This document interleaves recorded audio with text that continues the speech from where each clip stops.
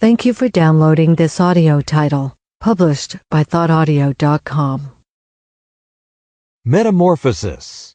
Written by Franz Kafka. Translated by David Wiley. Narrated by Michael Scott. Produced by thoughtaudio.com.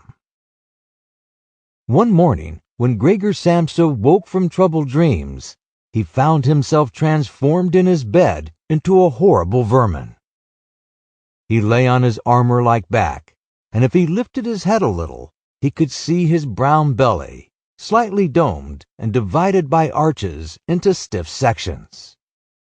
The bedding was hardly able to cover it, and seemed ready to slide off any moment. His many legs, pitifully thin compared with the size of the rest of him, waved about helplessly as he looked. "What's happened to me?" he thought.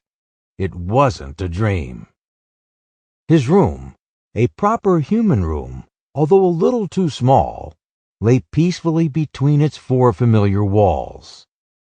A collection of textile samples lay spread out on the table. Samsa was a traveling salesman.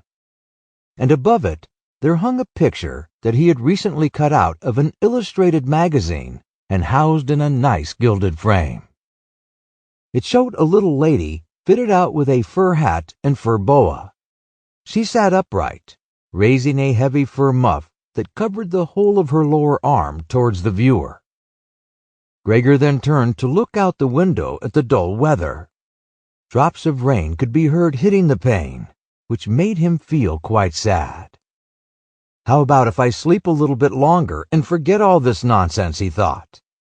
But that was something he was unable to do because he was used to sleeping on his right, and in his present state he couldn't get into that position.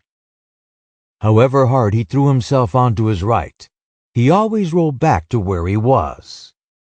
He must have tried it 100 times, shut his eyes so that he wouldn't have to look at the floundering legs, and only stopped when he began to feel a mild, dull pain that he had never felt before. "Oh God," he thought, "what a strenuous career I've chosen, traveling day in and day out. Doing business like this takes much more effort than doing your own business at home.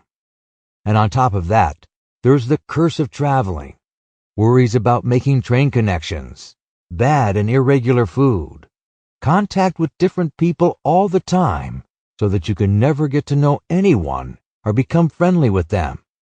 It can all go to hell." He felt a slight itch up on his belly, pushed himself slowly up. Sample complete. Ready to continue?